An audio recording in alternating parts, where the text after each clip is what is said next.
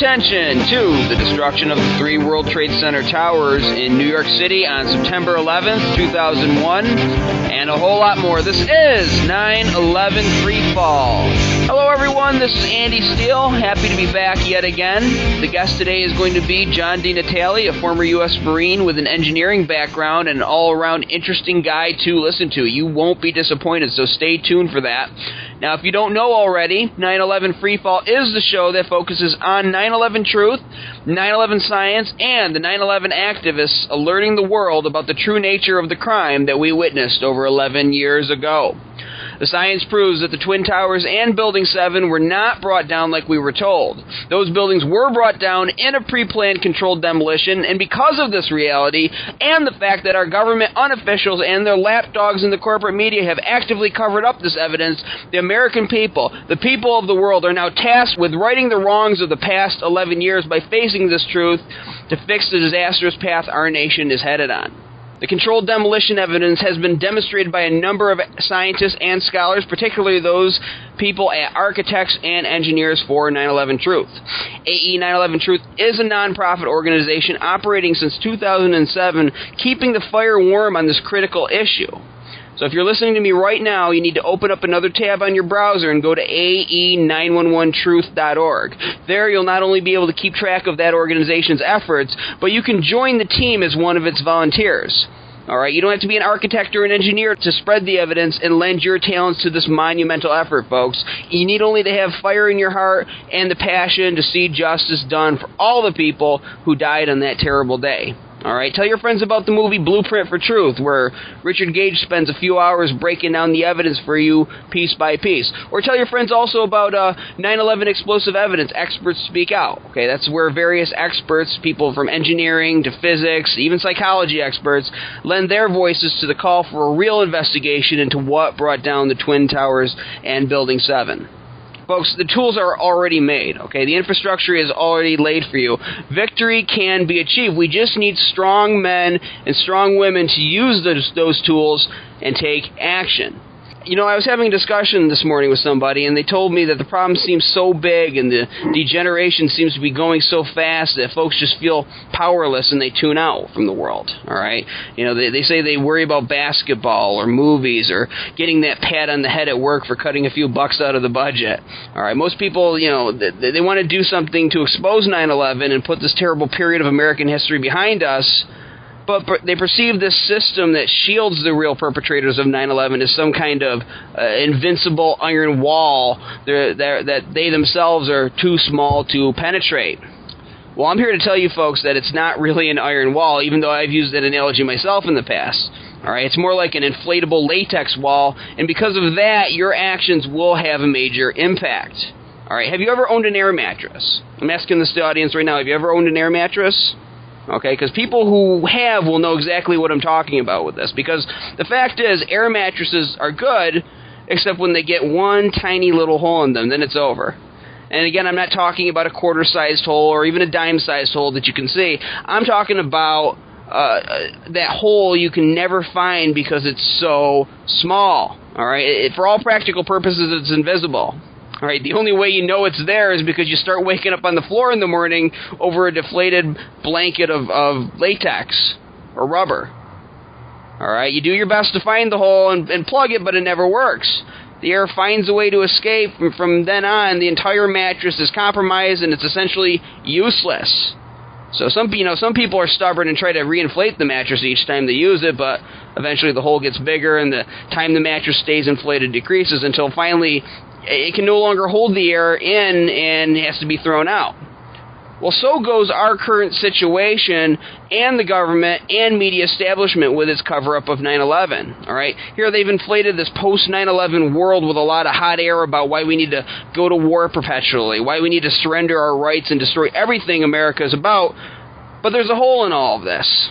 It's a hole that constantly keeps dropping this establishment on the floor no matter how much they try to plug it. All right, it's Building 7. It's the molten metal. It's the explosive elements in the dust. It's the nervous looks on talking heads' faces when somebody brings up this evidence on their shows. All right, the air is already being let out of their plans. We are having an effect. We're not just one tiny pinhole either. We're several tiny pinholes.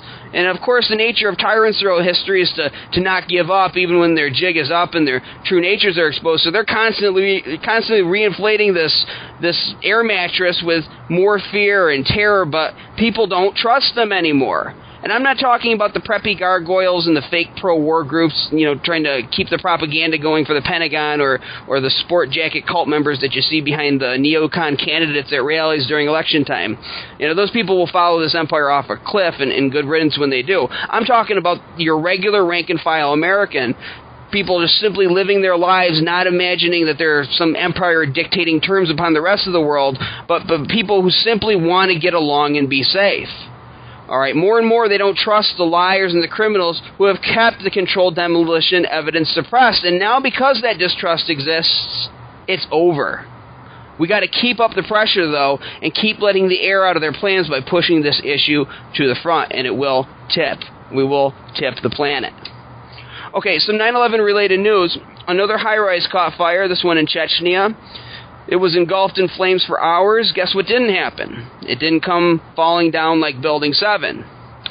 Now, I've not seen a lot of details about this story yet, and as of this recording, I have no details on how this building was constructed, but already all the news articles about this are filled with comments citing the Twin Towers, and even more of them are citing Building 7, illustrating the point I was just making about how the public's trust is gone. Rightfully so. So regardless of how this building was built, high-rises normally don't fall controlled demolition style because of random fire, especially steel-frame buildings like Building 7. No company would ever insure one if they did, folks. All right, if a fire broke out, the building would just collapse and kill everyone inside. That would be ridiculous. Luckily, it doesn't happen that way unless explosives are planted inside the building beforehand, and the fire is just a smokescreen excuse for why the building allegedly fell, such as was the case with September 11th. So I may cover this Chechnya fire further if we get more details about it in future shows. We have this story at ae911truth.org. Explosive 9/11 evidence premieres Down Under. Top Australian news site streamed. Experts speak out. And it says the AE911 Truth is happy to announce that the web editions of the Sydney Morning Herald, Australia's most respected newspaper, and Melbourne's The Age began showing 9/11 explosive evidence experts speak out in February for free to residents of Australia and New Zealand. Now, the link to the documentary, which is hosted on smh.tv, that's the Sydney Morning Herald's video site, was shared on Facebook over 1,000 times in the first 2 weeks, and this signals another bout of major mainstream exposure for architects and engineers for 9/11 Truth. They're breaking through, folks.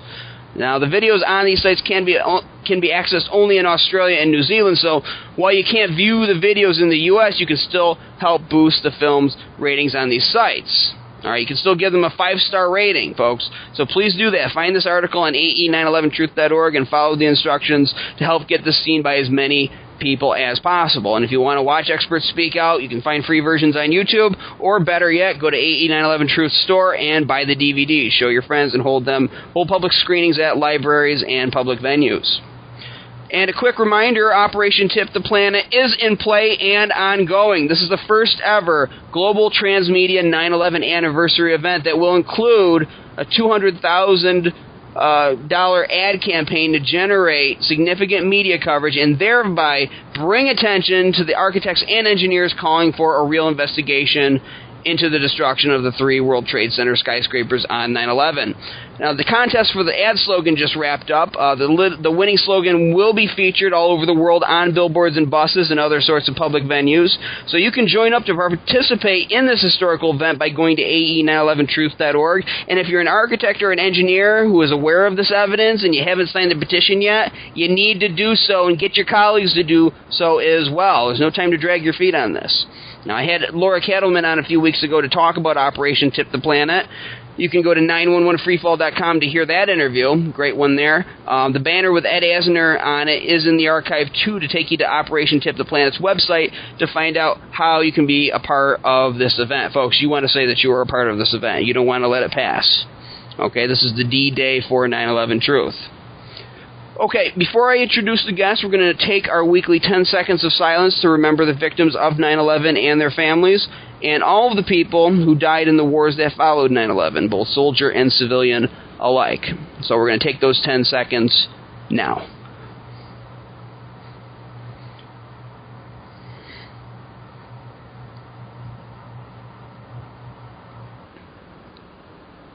Okay, and that is 10 seconds.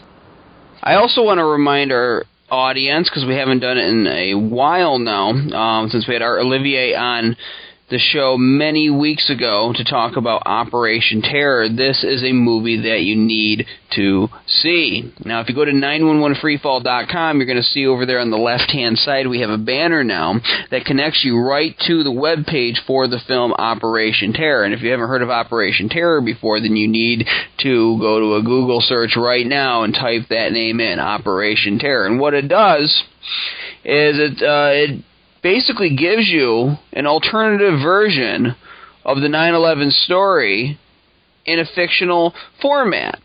All right, it does to 9/11 what JFK did with the whole Kennedy thing. Now, is it the definitive word on what happened on 9/11? No, but what it does do is it presents the situation in a way that makes it, that lays it out for you, that shows you how this could have been done. Okay, shows you how a plot like this could have been carried out, and it's amazing to see that. And I've said this on the show many times before. You know, to intellectually know that the buildings were brought down in controlled demolition is one thing, but to actually see actors portray that conversation where one person makes a decision to bring those buildings down is another, and it humanizes it. All right, it brings it home. It puts you in the shoes of those people who were caught up in the plot, who had to be caught in the middle, the middlemen. So you need to see this movie. You need to show it, and you can buy a copy by going to OperationTerror.com. Okay, but we have a quick link over there on the webpage. You just click it on the left-hand side there, and it's going to take you, you can watch the trailer and buy the DVD, and you need to do this. You know, they say it's banned by the theaters, and when they say banned, as our Olivier explained on the show when he was on, it's not that there's a royal proclamation that it's been banned, but it's that theaters are uncomfortable with carrying this, and it goes back to the whole mass peer pressure system that's been generated to keep information like this suppressed, to keep it from breaking through into the so-called quote-unquote mainstream. Okay? So, you know, because of the controversial nature of this film, all the more reason you need to go out and buy it. All right, so that's OperationTerror.com, but if you go to 911freefall.com, we have a link on the left-hand side now. Now, I'm still working at 911freefall.com to get a listing of other 9/11 Truth-related websites there on the page. It's just a question of sitting down and listing them. So I am working on that right now. There is, of course, that new web page that just features the 9/11 scientific discussions, papers that we talked about last week on the show. I'm going to have that listed. Also going to get sites like 9/11 Blogger on there too. Of course, Scientists for 9/11 Truth. There are a lot of great people out there, along with architects and engineers for 9/11 Truth, who are doing what they can to bring the science evidence to the forefront, to bring it to you. We just need to bring them all under one sort of umbrella, and I don't mean one umbrella organization ordering them around or telling them what to do. I mean under one place where you can find them, sort of like a subway station for 9/11 Science Truth. So I'm hoping to do that on the 9/11 Freefall webpage for you, the audience, for quick reference and for quick internet searching. So keep an eye out at 911freefall.com for that. Okay, John D. Natale is an engineer and founder of Carina Aerospace. He has worked as a technician for Chevrolet and has worked as a carpenter for residential and commercial construction. He is also a former Marine. During his service, he quickly distinguished himself for his ability to handle weapons, graduating with honor men for being the highest shooter of his battalion. He is an expert with multiple forms of firearms, explosives, military transport, and communications equipment, plus his home MOS off-shoulder fired surface air missile systems. John, welcome to 9/11 Freefall. Mr. Steele, thank you very much. It's an honor and a privilege to be here. Would it be okay if I called you Andrew? You can absolutely call me Andrew, or Andy if you'd like. All right, thank you, sir. So, John, you have a very impressive background, and my quick description there doesn't quite give it justice. So talk a little bit more about yourself, and then also how you awoke to the 9/11 evidence and what prompted you to take action about it.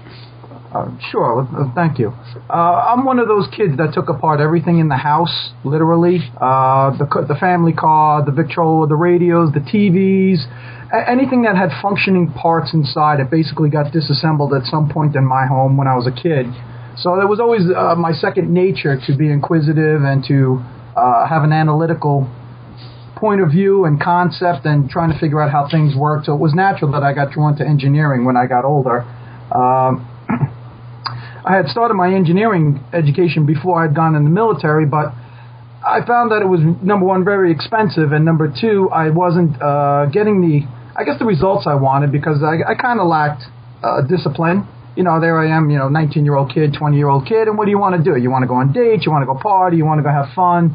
So I came to the conclusion I got to remove myself from that environment, and I've always fancied the military because I grew up in a single-parent household, just my mom. And so my role models were deliberately picked by me when I was a kid. I realized not having a father figure in the house, I needed to pick role models. Even as a kid, I realized that. And so who were the role models I tended to pick? Well, it tended to be the military people because I was always fascinated by the sheer stories of their bravery and self-sacrifice. So it was kind of natural for me to be drawn to the Marines. In the Marines, my MOS was surface-to-air missile systems, aircraft systems, and other forms of surface-to-air missile systems. We worked very close in hand with a system called Hawk, which is no longer active. They actually deactivated that MOS and that technology, and they kind of supplanted it. In fact, the Patriot missile system is kind of like the Hawk system, on the next generation Hawk system, if you will. But we worked hand in hand with them because we were very close range. In fact, they called us the final measure of interdiction. That is, if you got past the Hawkers and you wanted to stop an air threat, the Stinger missiles was the last line of defense to do that. It's a short-range missile, but it's quite effective. And I was in the Persian Gulf War. Of course, we went in right behind 82nd Airborne because at the time that Saddam had gone in I believe it was August 3rd, he had gone into Kuwait, and it didn't take long before he had gone down into Saudi Arabia, which is when they flew in the 82nd Airborne. And then if he was going to use what is considered to be standard military doctrine, he would have used his air assets to come in and take out any oppositional forces by the Saudis and or the 82nd Airborne who were trying to slow him down. So they rushed us in, the Stinger missile guys, just on the offhand that he was going to bring in his surface-to-air, air-to-surface jet fighters or his helicopter gunships. So we were there almost from the beginning, and we slugged it out once the ground war kicked off. In fact, I was with the unit that actually took and secured the Kuwaiti airport and the surrounding terrain. And after we had done that, I had realized that no matter what happens, the war was over oil, period. And it was going to keep coming back to that, no matter what. So I really started thinking about this, what we call the energy problem, the energy equation. And that's what got me thinking about what would be a viable source or replacement even for oil as an energy source. And I kept coming back to the same conclusion, no matter which way I approached the problem, what questions I posed for myself, what iterations I went through, what permutations of the question, that in the end, it was going to be coming from capturing sunlight, but on a 24-hour basis. And the only way you can do that is in space. And then you have to have a method to transport it down to the planet, and then you can convert it from that energy form into electricity, which you can then upload onto a grid, basically plug into the grid and power the grid. And now you're not burning coal, oil, natural gas, or any of the traditional forms of producing electricity. What most people don't realize is when you produce electricity, or we have these power plants, all power plants have two sides, just so people understand. One side is make the heat, You burn oil, coal, natural gas, and nuclear fuel. The nuclear fuel is used to generate heat. It is not to capture the electrons from the nuclear sources, and usually it's uranium, and then it's used to make electricity. That's not the way it works. The nuclear fuel, along with traditional fuels, is used to make heat, which is used to simply boil water, just like your teapot. Most power plants are essentially an oversized tea kettle. And then the other side of the equation is use the heat energy, the steam, and that's when you turn the turbines and you get electricity from it. So my concept was to replace the first side of the house, get rid of the need for coal, oil, natural gas, or even nuclear fuel, because as we've seen with Fukushima, nuclear fuel does have its own elements of danger and risk, especially when they lose control of it as they have in Fukushima. So I went and started to model these designs in my head about what would be the most appropriate method of collecting energy in space. And unknown to me at that time, there were a group of people that had already done a lot of this research and experimentation and engineering, but this was a completely new concept to me. And this happens when a problem begins to surface. Sometimes independently, several groups of people will be working on it without any knowledge of the other group. So every time they've come up with a solution and they're similar to the other groups, it's still unique to each group. So this was the case with me, where my concepts and approaches were wholly unique to me in my thinking. And it was only later on I found out about these other groups and what they had done. But one of the things they did not do was take my technical approach on how to capture this energy in space and get it down to a point on the face of the planet where you can capture and utilize it. As I started venturing out and talking with people in industry about my design and concept, what I found is the engineering was not the problem. The engineering is fairly straightforward, and engineers tend to love to tackle a problem for the merits of the problem. But the real obstacles to developing an alternative energy system was always political, legal, financial, economics, because there is a huge impact that it can have on economies, and geopolitical, because you're actually talking about transitioning who owns this potential to generate massive amounts of energy. And you would be surprised at some of the competing interests in the political arenas in that regard. Now, what I'm hearing in your description of your story here is, how much energy policy plays in industry and in politics. And obviously our audience knows this to an extent, but they're hearing this from you, who's involved and been there on the ground floor of trying to do something new, something that is innovative, and how hard that is, because so many people have an intrinsic interest in keeping the status quo, and then also, how this plays into, like you said, with the Gulf War and why we were over there. Now, shifting gears here to 9/11. 9/11 happens. How did you wake up to the fact that this was a controlled demolition, and what prompted you to take action? Okay, moving forward, and again, even the Persian Gulf issue is related to 9/11, even though people may not see the tenuous nature of that relationship. It is. But my wake-up moment, or what I call my red pill moment, and everybody I've talked to has what they call their wake-up moment story. Mine happened to be only about in 2009 or so. I was like many other Americans. I believed the government story, even though on September 11th, that morning, I had my TV on as the events were unfolding. The Pentagon event had happened, and my first inclination, my first observation was, wait a minute, where the hell's the rest of the aircraft that supposedly just hit the Pentagon? So I knew immediately something was way wrong, but my emotional strengths or weaknesses, if you want to call them that, would not allow me to probe that question any further at the time. So I quickly shoveled it into the back of my head, like many Americans did when they suspected something wasn't right. And it went on for 9 years for me. I was in the coma. I took the blue pill, as they call it. Believed the government story to some extent, even though I knew things were grossly wrong with it. But then I happened to be over a friend's house, and he happened to have on Jesse Ventura, Conspiracy Theory. It's a show on cable TV, and I don't have cable TV, so I never even watched it before. And the show happened to be about the Pentagon on 9/11. and Jesse Ventura went into it. Now, Jesse Ventura's show is 90% cloak and dagger, sensationalism, fluff, nonsense, but there's 10% of actually very valid material in it, extremely valid and relevant. And he was showing several things, and I says, wait a minute.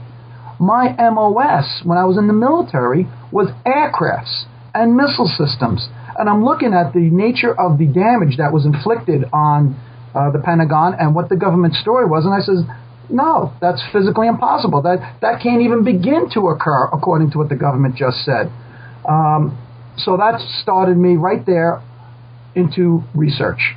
And now I spent the next 3 weeks thoroughly researching just the Pentagon issue, not even the Twin Towers yet, just the Pentagon, because my specialty was in aircrafts and missile systems, and the government very generously spent somewhere between $5 and $7 million in training me, and I took that training wholeheartedly at the time because I recognized the value of it. And I very quickly came to the analytical conclusion that the government story was wholly impossible. However, what I found was, emotionally, I was unwilling to accept that conclusion, even though analytically I knew it was true. And so this went on for a few weeks. I wouldn't sleep at night. I would get up at 3 in the morning, get back down there, look at all the information I had, the pictures, the reports, the engineering reports. Okay, clearly the government was involved with this or did it. No, can't be. And I'd go back to sleep. Nope, wouldn't sleep more than an hour or two. I would wake up bothered by this again because emotionally I would not accept it. Finally, after a couple of weeks of this, and I lost a lot of sleep, I finally got my emotional reluctance to yield to my intellectual prowess and my fundamental understanding of engineering, aircrafts, and missile systems. And I says, look, to myself, this is a government job. There is no way that what the government postulated could have occurred, and the only way that damage that is witnessed could have occurred is by the hands of our own government. Well, now, 6 months later, 5-6 months later, I'm hearing this talk about the use of nanothermite and thermite in the Twin Towers, and now because of my understanding of the Pentagon, now I start looking into the Twin Towers, and that's what brought me to AE 9/11 for Truth, and the video produced by Richard Gage, where they analytically look at the nature of the collapse that occurred with the Twin Towers versus the government story. And it's all too clear that, once again, the only way you could have achieved that kind of collapse is through controlled demolition, and the only way you could have gotten that kind of destruction and controlled demolition is with government involvement. There is no other way, especially with Building 7, which wasn't hit by anything at all except a piece of the steel girder from one of the Twin Towers. Building 7, under any circumstances, should not have collapsed. Right. And now, would you say that for you, that Building 7 would be the most convincing of the controlled demolition evidence? Well, for controlled demolition, yes, because there was no external event to cause what's called a systemic collapse or a systemic compromise to the integrity of the building to the point of catastrophic failure. And now we're starting to use a little bit of some engineering terms here, but people will understand the very nature of all these terms. They don't require any explanation. They're all self-explanatory. But when the building was compromised, the only compromise it suffered externally was from that one little piece of girder that was ejected laterally from over a substantial distance, no less, from one of the World Trade Centers, which caused superficial damage to one of the corners of the building, and it was purely facial damage or fascia damage. Did not compromise the support structure in any way, shape, or form. So it's physically impossible by the laws of this universe or any other universe that Building 7 could have collapsed due to any of the propositions put forth by the government. Now, had you heard of Building 7 up until that day? Because you say you were asleep for like 9 years, and so had you even heard of it until you started looking into controlled demolition evidence? Well, yes, and unlike some people, I did realize Building 7 collapsed on the Twin Towers because I became a TV junkie like many Americans when 9/11 happened. I had the TV on, the news on, 24 hours a day. I wouldn't even turn the TV off because you become, an information consumer at that point. You want to learn everything you can. So I knew the building collapsed, But I still accepted the government story to a degree at that point, that it was due to internal fires and related damage from the fall of the other towers. And of course, they never explained what that related damage was, when in the fact there was none. Well, it's amazing, too, and I've said this before on the show, I watched Building 7 collapse as well right on that day. I was a news junkie just like you were and the whole rest of America, and I thought it was a controlled demolition, but I thought there was some reasonable explanation that they just somehow brought it down to control the fire. I didn't think very logically, like a lot of people didn't think very logically after that. Now, you talk about having to get over the emotional wall, which is a huge wall for people to overcome, for activists to overcome when talking to other Americans. What I wanted to ask you, and I guess maybe this plays into the next question, is what should we be focused on as a movement? Is it getting past that emotional wall, or is there some other barrier that's just as big or just as important to overcome? Well, this is an excellent question, and here's what I'm hoping that listeners will realize, that 9/11, the damage caused to the Pentagon, the plane that went down in Pennsylvania, and that was not the crater created was not created by that plane. That's exactly what you would expect from a roughly a 500-pounder or an equivalent of 500 pounds of explosives in an HE type warhead. And the buildings themselves, the World Trade Center.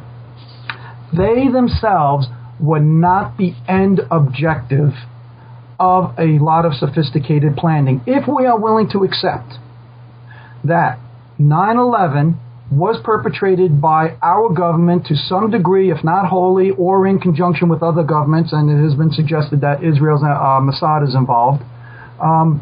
Then we have to ask the bigger question, what would then be their ultimate goal? And if we're willing to accept the notion that this was intended destruction, that our government was involved, then we have to be willing to concede to the fact that there may be a far, far bigger agenda here at work.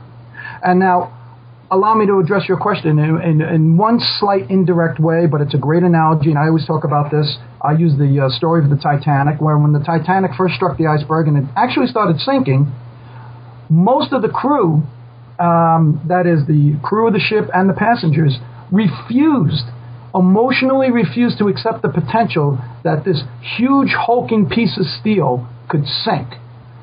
Even when the bow of the ship was now becoming level with the water, most people were still in what I call information avoidance mode. It was only when the front of the ship had actually gone below water, most of the lifeboats, if not all the lifeboats at that point, were now gone, and it was clear, unmistakable, that the ship was going to sink. People went through this transition process and became information seekers.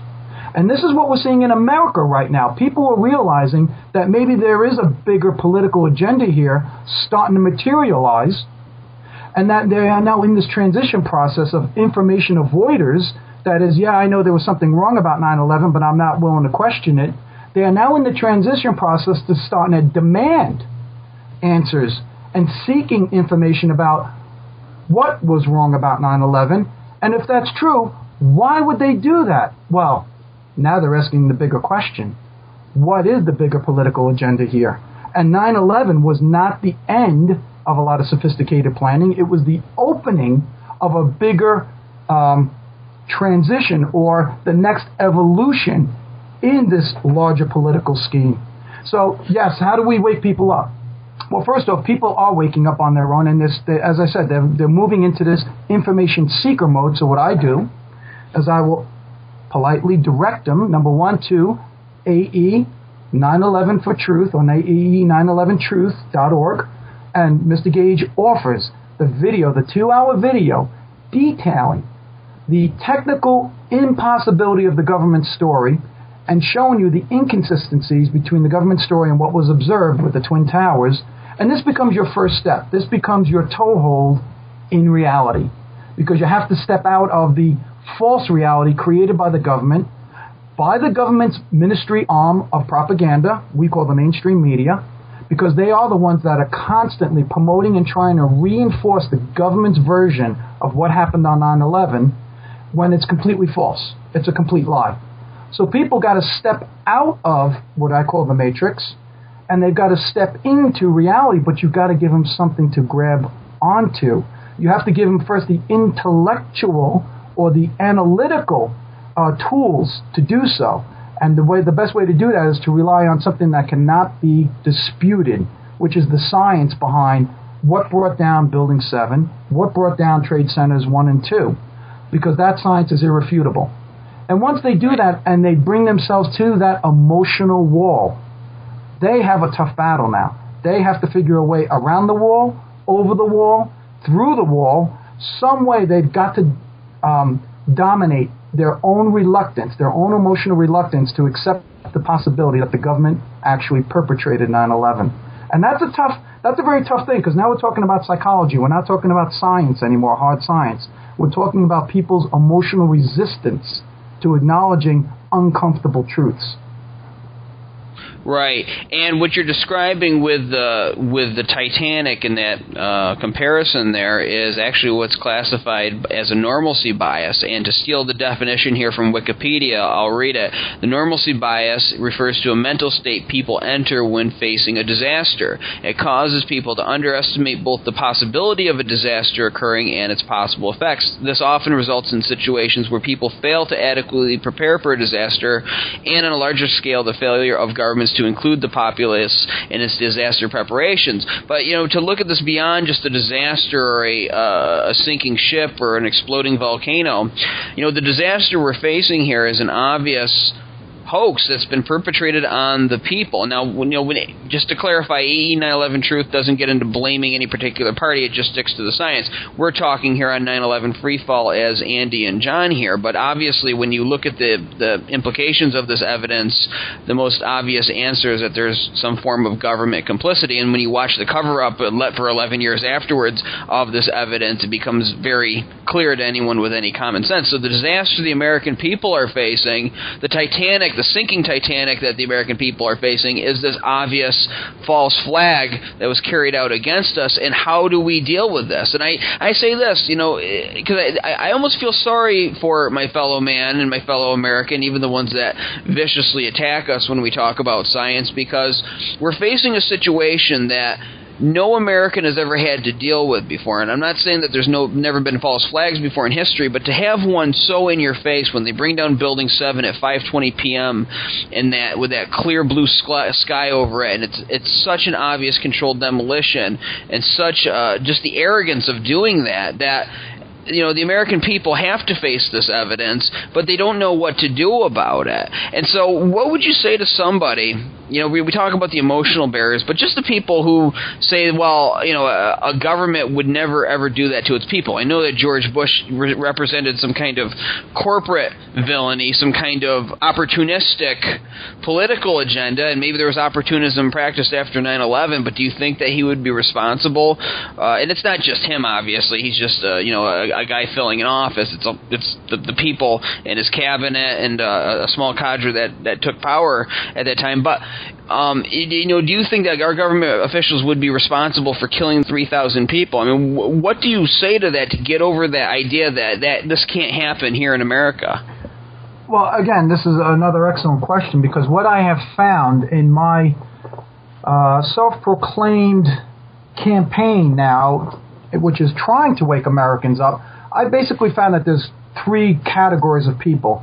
You're going to run into some people who are wide awake, such as me and you, people in AE 9/11 Truth with Mr. Gage, and there are some other collateral categories of people who are awake, but I think they constitute only about 10 to 20% of the population.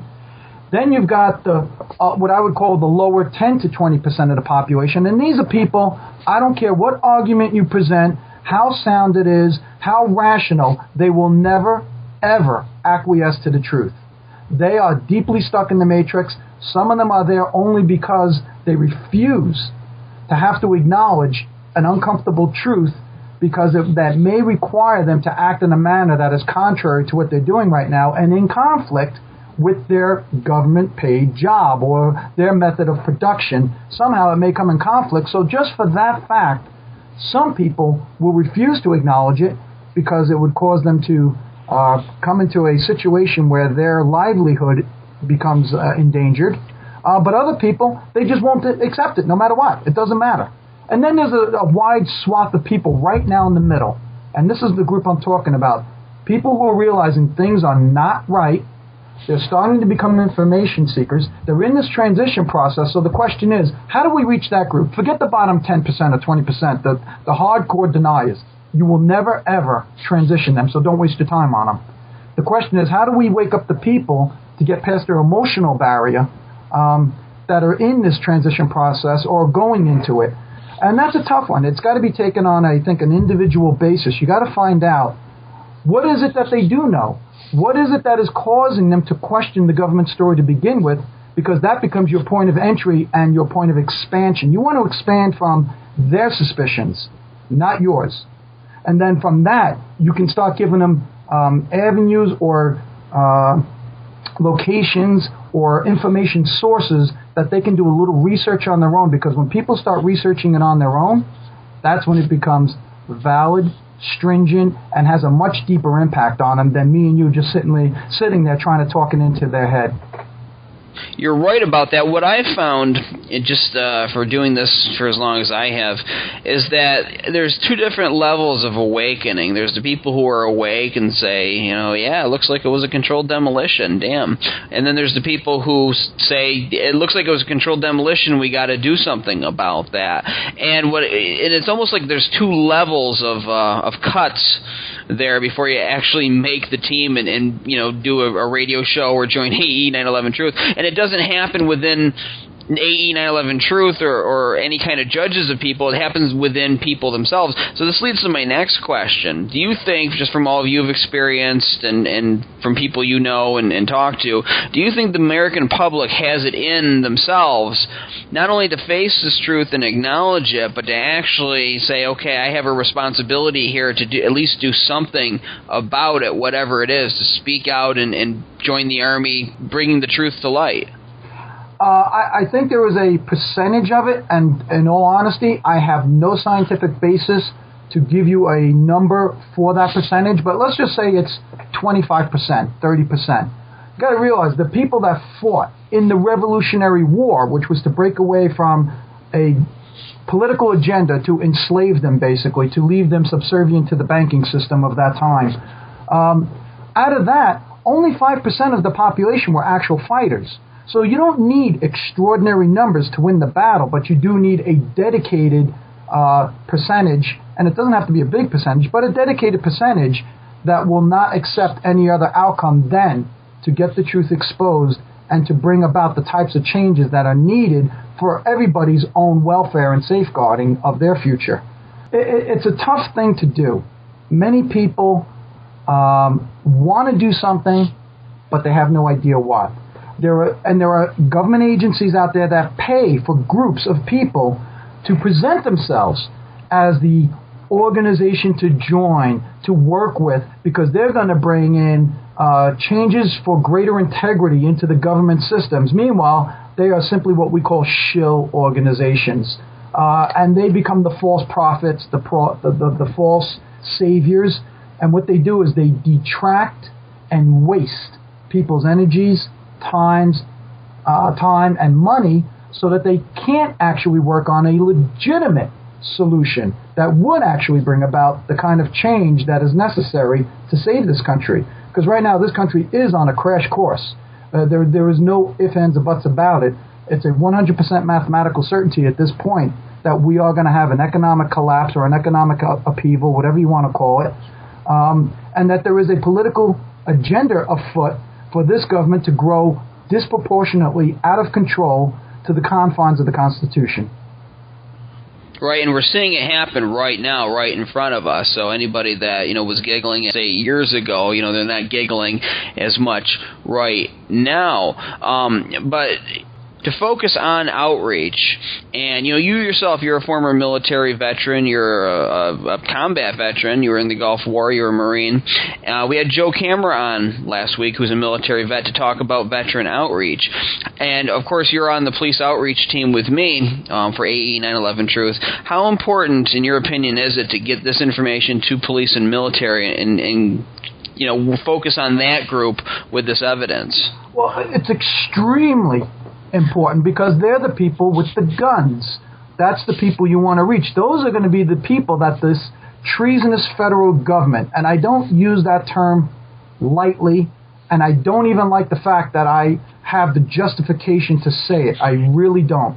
But this government has gone completely treasonous. It is contrary to American interests, but they're going to be the ones who order the military and or its agencies and or local police and or federal police to go in at some point and to clamp down on Americans or even disarm them outright or to deny them basic necessities once this economic devastation, this wave of economic collapse comes across the country and people become desperate.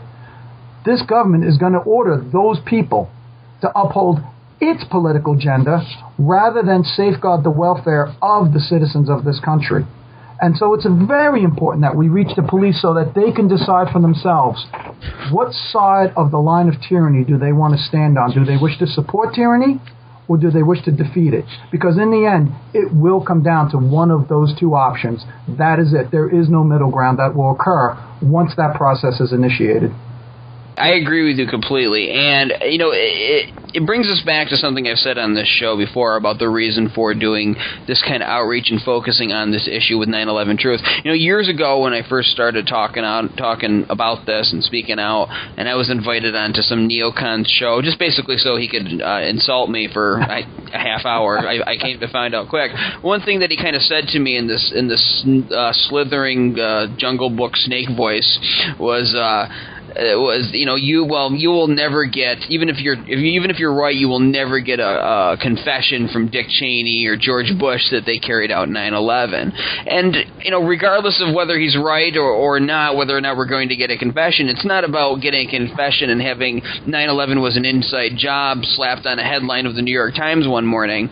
It's about stopping future terror attacks. It's about getting this information out to people so that we can affect other agendas happening as well, other violations of our rights, and slow down what we see happening in this post-9/11 world. So even if you're one of those people out there who believes that, who thinks, oh my God, they would never acknowledge this, which I think that's wrong. I think that this will be exposed and that this will become part of mainstream history that our government did this. Even if you disagree with me on that, getting this information out there, getting this planted in the minds of especially our military and law enforcement is going to have a tremendous impact on what can be gotten away with by our unofficials in federal government in the future. And so we are absolutely making a difference by constantly holding up this mirror to the face of America and reminding it of what really happened on that day. I can't stress that enough to this audience, and I appreciate you for coming out and basically just joining this long list of people, John, who are bringing credence and credibility to this issue. If the science can't do it for people, well, a lot of times it does do it for people, but they're afraid to stand up and speak out. But they see people like you, people who are unafraid to tell the truth, and it gives them courage in themselves. And in that light, I want to ask you, you may have veterans listening to you right now, other military veterans, other engineers too.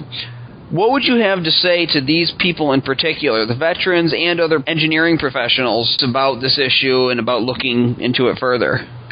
Well, first off, in the initial stages, it's very overwhelming. First off, you're dealing with the intellectual and the emotional concept that our government was somehow involved in destroying a city, one of our cities, New York, mass murdering Americans, and there was foreign citizens in there also, and then denying it and using it for nothing more than to promote a political agenda for what really can only be described as enslaving the citizens of America, and in fact, it's a part of a larger political agenda for a total global domination. But let me address 2 points you made real quick. Number one was, you said, if this was ever admitted or brought out or proven, well, number one, it has been brought out. It has been proven. The fact that the American government owns the mass media, the Ministry of Propaganda, as I call it, they are doing a better job at trying to keep it concealed than we are getting it out, but we are gaining ground on them every single day. And it's people like me and you who are helping to do that. The other thing was you mentioned about being on one of these neocon shows. And we saw the same thing just 2 days ago or last week with Larry Pratt, the owner of Gun Owners of America, on Chris Matthews, where here we went in there, and Larry Pratt's thinking he's going to be in there for a legitimate interview, question and response format, and all it was an ambush. I mean, all Chris Matthews did was insult the guy, denigrate him, speak over him, never gave him a chance to speak. Same exact thing that happened to you. And that's these neocons. That's the pattern also. When there is somebody who has a completely legitimate point to bring up or is trying to expose what they're doing, their tactic is to actually just sit there and insult you and refuse to give you the opportunity to explain why you can prove your point of view. So I wanted to address those. Right, and I noticed, too, just going to a little personal flashback, I mean, really all that happened on the show, this was years ago, is that the guy just kind of kept on repeating, do you really believe that? Well, yeah, obviously I really believe it. I wouldn't be talking on your show if I didn't believe it, you know? But no, I see that, and you see that, too, it's like they'll deny reality. I remember, and, you were talking about Jesse Ventura earlier, but he went on, I believe the guy's name, Piers Morgan's show, and he said about Jane Stanley reporting the collapse of Building 7 20 minutes or so before it happened, and he's told by Piers Morgan that that that's not true. But it is true. And so what they do, and I've heard Alex Jones say this on his show before, is that they make a point that when they can't argue a point, then they just say that it's not true, and then it becomes about arguing about whether or not the fact is true rather than talking about the ramifications of it. Oh, absolutely. And that's what we're facing. Oh, absolutely. And I'm a guest host speaker on a radio show called From the Trenches. The actual title is From the Trenches World Report. We're on every day from 3 to 5 p.m. You can go on the internet, just type in From the Trenches. And one of the things we talked about was this Larry Pratt interview. Henry Shively, that's the main host of the show, played a snippet of it. And after he was done, I had told him if I had been in that interview, and the moment Chris Matthews had tried that tactic, you can't rationally dispute them because that's not their point. The best thing to do is just point out what they are doing. It's kind of like a magician doing their little sleight of hand tricks. If they're up against another magician being in the audience, if he's pointing out, he's hiding it in his pocket there, he's doing this and he's doing that, his whole act is ruined. That's the same thing with these people. What they're practicing is a form of wizardry, and I'm not talking about Merlin the magician and swords and sorcerers here. I'm just talking about in the general sense of these kind of sleight of hand tactics, and the best thing to do is point it out. Have shows like this that point out exactly what they're doing and point out the phony outrage in their voices and how their emotional responses have absolutely nothing to do with the facts of the case. And it goes back to that quote that Richard Gage says in Blueprint for Truth. Once you've eliminated the impossible, whatever remains, no matter how improbable, is the answer. And that is the case with the controlled demolition of the buildings. This is why AE 9/11 Truth focuses just on the science. It's not that members of, obviously, the members of AE 9/11 Truth represent a wide variety of different people with different political beliefs, to people with different ideas of what is going on in the world, but the science brings them all together. And so this is why we focus so much with AE 9/11 Truth and bringing the scientific evidence to the forefront, is because you really can't argue with that. And once you realize that Building 7 couldn't have been brought down any other way than with explosives, then it's all over. Then it's done. Then you start to look at the bigger implications, and this is what I want to stress to the audience. And so this is why we're talking about the media and these other instances of hosts attacking guests, because this has happened throughout the 9/11 Truth movement's history as well, is where you attack the speaker, you attack their patriotism, you do it in all of these ways, and do everything you can to avoid focusing on what you can't refute. And what they can't refute is the free fall acceleration of Building 7. They can't refute the nanothermic materials in the dust. It's all over for them, and you're right. Just like you said before, John, it has been proven. It's already been proven. Some people say that if this was true, somebody would have come out and proven the government wrong already. Well, we have. The problem is that we're facing a tremendous propaganda wall, but we are overcoming it. We just need to keep on pushing this to the forefront. So the implications of 9/11 are far-reaching, and all the more reason that we need to expose it. John, before we run out of time, do you have any final words you want to share with our audience? Sure. Just let people know that, these New World people do realize they're in a tight position because the Internet has proven to be a double sword for them.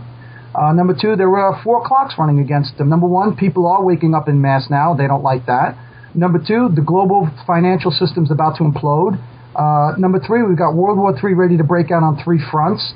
Number 4, the BRIC countries, Brazil, Russia, India, China, South Africa, are getting ready to form their own central banking system. So they're not infallible.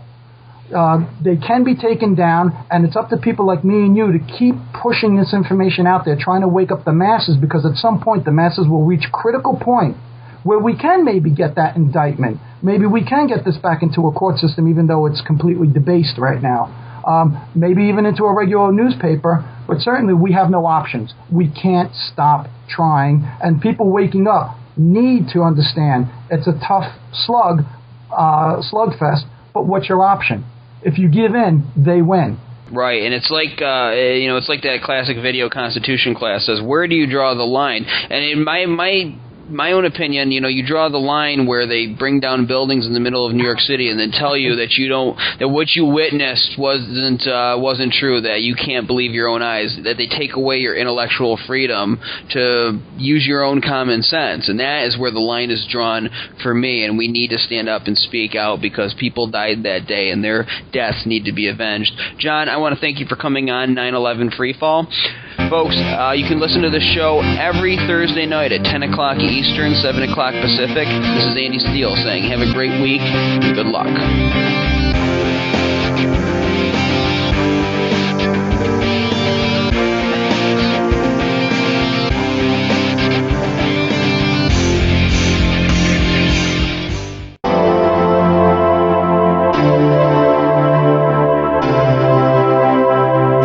The 9/11 Commission, which was tasked with giving us the fullest explanation.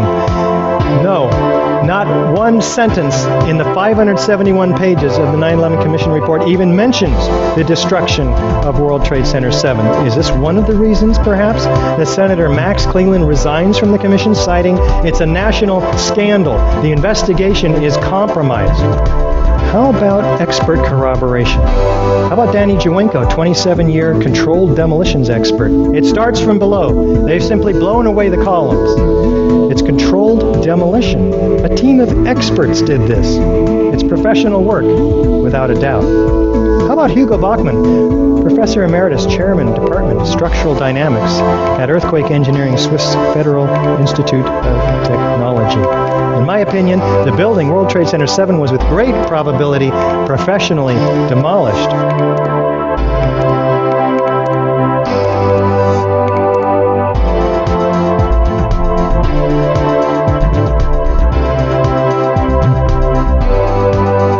Here's a floor plan of Building 7.